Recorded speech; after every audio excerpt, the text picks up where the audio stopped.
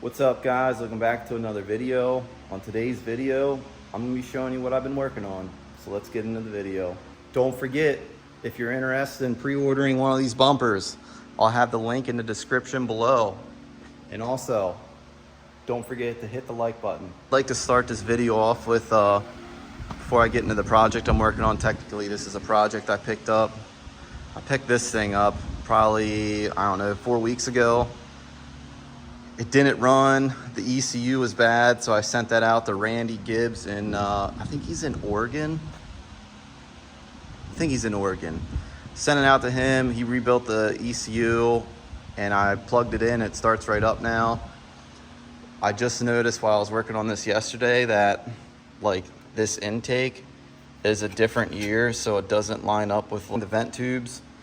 So I do have another tracker that I picked up from the same person that does have a parts in, so I'm hoping the parts are in.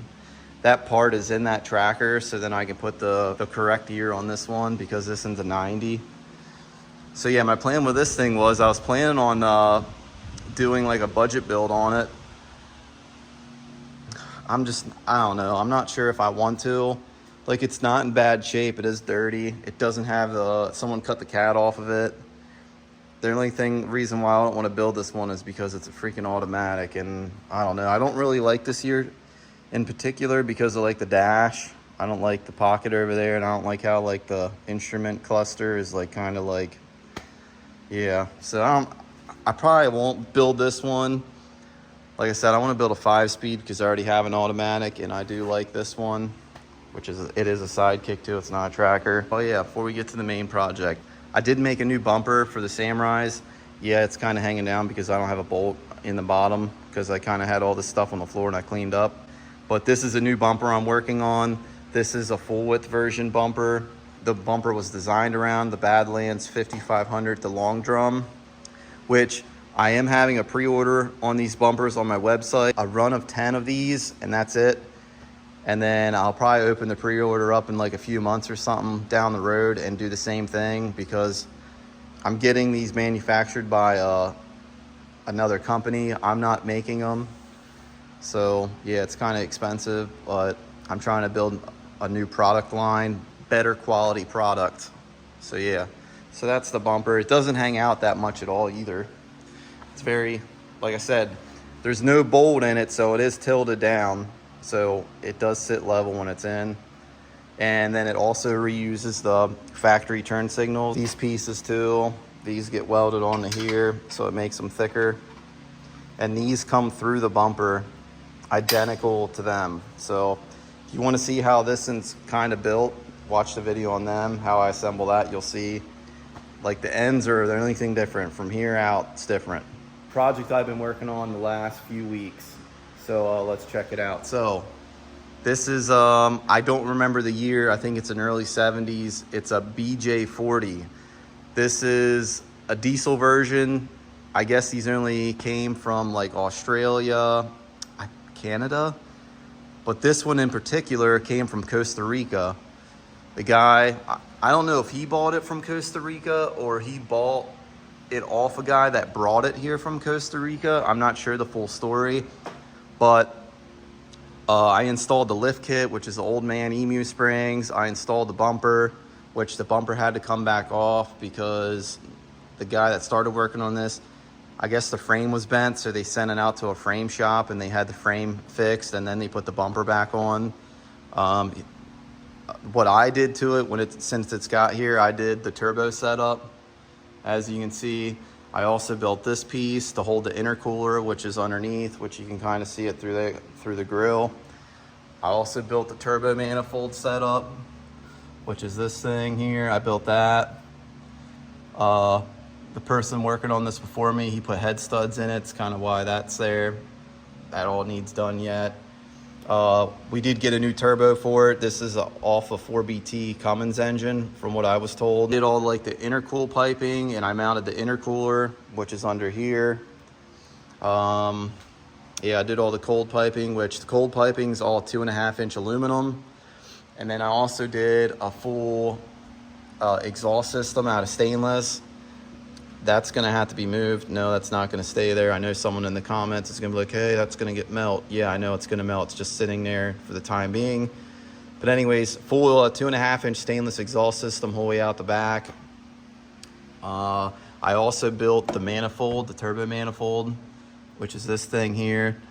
Pretty much did like a 3/8 flange, and then I think I did, I think these are 1.5 inches, I think scheduled 40 pipe. So yeah, I did all that. And then I think the turbo is off a 4BT Cummins engine. I'm pretty sure that's what it's off of. Had to redo the battery tray because the battery tray was too big and it was coming into the pipe. That's pretty much the engine bay. Let me get this thing up in the air and I'll show you the exhaust. So before I show you the exhaust, I ran the exhaust exactly how the factory exhaust ran. So just keep that in mind. It's exactly how the factory exhaust ran. I had the factory exhaust right there on the floor. So I'll show you this exhaust. It comes out the fender and then it comes outside the frame rail and then it runs like here on the outside of the frame rail and then it dips back in and then it goes up along the inner frame rail, as you can see. So I put V-band clamps. I put one there and then I put one up there. So then like the exhaust is in 3 pieces. So if you ever have to service it or I don't know, tear it apart for some reason, it's easy to come apart instead of trying to finagle one piece the whole way up. I had to bend these, and then I got rubber grommets from like AutoZone, which I wish these grommets came with like the metal inserts for the bolts, so when you tighten them down, it doesn't squish. It has something solid to push against. Like the only thing I don't like about it is it hangs really low. I mean, the transfer case hangs a little lower still, and there wasn't really any other direction you could go. Like you could probably came through here, but like the shifter mechanism, and then like even if it came through here, you'd still have to come down through here, which it's still gonna be close to the ground. Or like if this was mine, I could have brought it down and then brought it up along here and then have it like exit out here. But the person who owns this, he's an older gentleman. He ain't trying to have smoke come in his cab and all that stuff. So yeah, so I mean, it's definitely a clean rig. Shocks I mounted. And then I also did this too, like this latch. Like it had a string wrapped around it. So he's like, hey, is there any way you can pin it? So I welded this tab on here and then drilled a hole through the handle and put a little pin so then it's locked. So I did that too. Yeah, stainless. I'm not gonna lie, I'm not really the best at welding stainless. I rarely ever weld stainless. I think this is the 2nd exhaust system I've done in stainless. And the last one I did, that was like a few years ago. I mean, it turned out good in my opinion for my 2nd exhaust system I've ever done in stainless. And that's what I've been working on. I also picked up another Tacoma that I need to work on once this is off my lift, because I have to pull the bed off and then wire wheel the frame, which I might show you a video on that. And then I also picked up another tracker. When was that? This past Monday. Today's Sunday. So I picked up another tracker Monday, and I think it doesn't run, it turns over. If I can put a little bit of money in that and get it running, I might do a budget build series on that one. I don't know, we'll see here. Because that one's a 5-speed, but there is one problem with being a 5-speed. It's only a 2-wheel drive. So I always thought it'd be cool to do like a Samurai transfer case with a 2-wheel drive 5-speed trans. So it'd be like a divorce setup, kind of like a Samurai. I know it's been done. I just don't know how much work is involved to do that. Because if you can put a Samurai transfer case in it, that means your lower range is going to be way lower than what you can get it with like a stock transfer case in a tracker, because I think you can only get 4241 or something. So I mean, I'll show you the tracker, why not add a little bit more to this video. Here she is. It's kind of a shame that the guy let it sit for so long. I think it's been sitting since what, 2012. like it's not in bad shape either, like clean up and it'd be pretty nice. So yeah, like I said, like I asked him why it got all beat up in the front. He kind of didn't tell me. He kind of like changed the subject real quick, so I don't know the whole deal with like the hood being smashed, the windshield's cracked, and the driver's side lights broken out. So yeah, I mean, it's not in bad shape.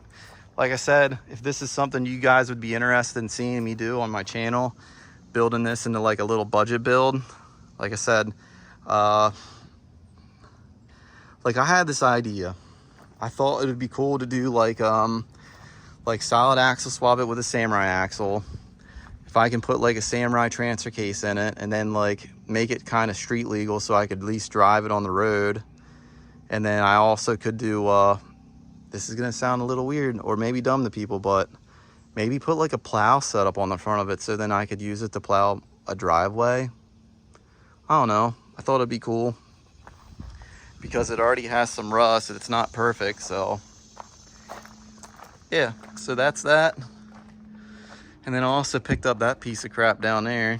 Heads off of it. I guess the motor's junk in it. They're using it for a woods buggy. Yeah, so that's gonna be a part out machine. So I don't know if you guys are interested in this kind of stuff, but I am. So I'll just show it to you. I thought it was cool. Like a little RC tube chassis. There's this guy on YouTube named Harley Designs, and he built this whole chassis and program, and he offered all like the files and stuff.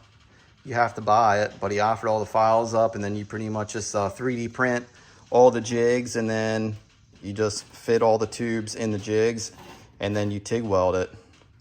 I don't know. I thought it was pretty cool, and I wanted to try it. Always wanted to build one. And without putting 100 hours in designing one in program, I figured why not just spend the money and make one just to see how it turns out. So yeah, I thought that was pretty cool. But anyways, that's gonna be it for this video. I know it was nothing spectacular, but like I said, in the comments below, if you would be interested in seeing me build that black tracker that's on my trailer, if it's something you guys would watch. I have no idea what you guys would watch. I know you guys are all into Samurais, so yeah. So anyways, thanks for watching and have a wonderful day.